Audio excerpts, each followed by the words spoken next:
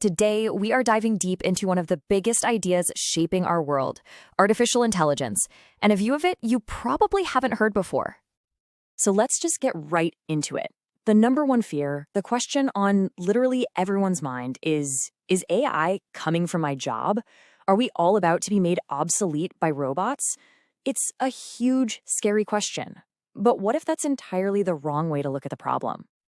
Well, tech visionary Marc Andreessen has a totally different take. He argues that AI isn't the crisis we should be worried about. In fact, he says it's the miraculous solution to two massive crises we've already been living through for years. All right, so how does that work? To really get it, we've got to zoom way out and look at the macro economy.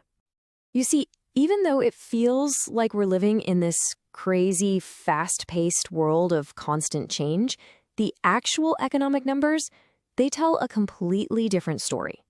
It's a story of slowing down and even shrinking. Okay, so get this. For the last 50 years, our rate of productivity growth, which is just a fancy way of saying how good technology is at helping us get more done, has basically been cut in half compared to what it was in the post-war boom years. And it gets even crazier. If you compare our current pace to the time of the Industrial Revolution, the era of electrification in the car, we're moving at just a third of that speed. A third. We've basically been crawling along and didn't even realize it. But here's the kicker. The big twist in the story. We're getting all this incredible AI and robotics right when we're starting to run out of people. With birth rates falling off a cliff in many countries, we're actually going to need AI to fill the gaps and do the jobs we won't have enough humans for. See how that just flips the whole conversation on its head? It's not about AI stealing jobs from a world full of workers. It's about AI filling a massive hole we're about to have. And that brings us to the next big myth we need to bust. We're all wired to think about my job, but Andreessen says that's the wrong unit of measure. The real building block of work isn't the job, it's the task. Right? A job is really just a bundle of a whole bunch of different tasks, and it's the tasks that are changing. I mean, just think about it. An executive in the 70s dictated memos to a secretary. Then computers came along, and that same executive started typing their own emails. Did the executive lose their job? No way. Their job just evolved. The tasks shifted, and their assistant moved on to higher value work. So this idea that tasks are changing, not disappearing, well, when you pour AI on top of that, something absolutely incredible starts to happen. This isn't just about making the average worker a little bit more productive. Oh no, this is about giving the best performers literal superpowers. The top coders out there are saying AI doesn't just make them 2 times better, it makes them 10 times better. This is what Andreessen calls the dawn of the super-powered individual.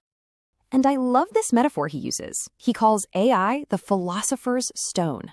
You know, that mythical thing alchemists hunted for to turn cheap lead into precious gold? Well, AI does something even more amazing. It takes the most common thing on Earth, sand for silicon chips, and transmutes it into the most valuable thing in the universe, intelligence, thought itself. Okay, so how do you become one of these superpowered individuals? It all comes down to something called skill stacking. Think of Scott Adams, the guy who created Dilbert. He wasn't the best cartoonist in the world, and he wasn't the best business expert, but he was a pretty good cartoonist who also knew a ton about business. That combination created something spectacular. The value isn't 1 + 1 = 2. It's more like 1 + 1 = 10. And right now, in the tech industry, this dynamic is creating this fascinating, well, Andreessen calls it a 3-way standoff. This is where it gets wild. You've got coders using AI to design products. You've got designers using AI to write code. And you've got product managers using AI to do both.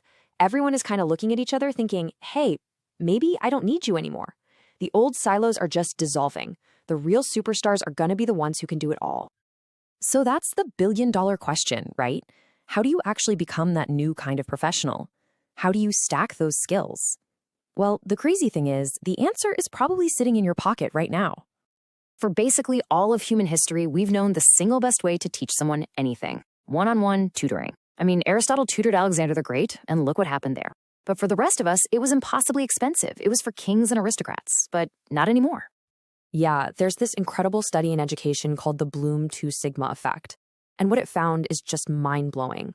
One-on-one tutoring can take a perfectly average student right at the 50th percentile and boost them all the way up to the 99th It makes average people exceptional. And that power, that personal tutor, is now available to every single one of us through AI. Okay, so this is the most important part. This is the big mindset shift you have to make. Stop just asking AI to do stuff for you. Start asking it to teach you. Instead of saying, write this code for me, you need to be saying, train me to be a great product manager. Drill me, test me. That is the real game changer. All right, so let's quickly wrap this up. What are the big takeaways? First, AI isn't the crisis. It's the solution to decades of economic slowdown and population decline. Second, stop worrying about job loss and start thinking about task change, how your role is going to evolve.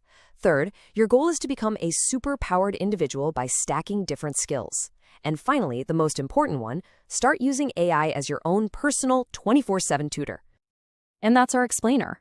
The most powerful teacher in human history is right there at your fingertips. It never gets tired, it never gets frustrated, and it's ready whenever you are. So the only question left is, what are you going to ask it to teach you first?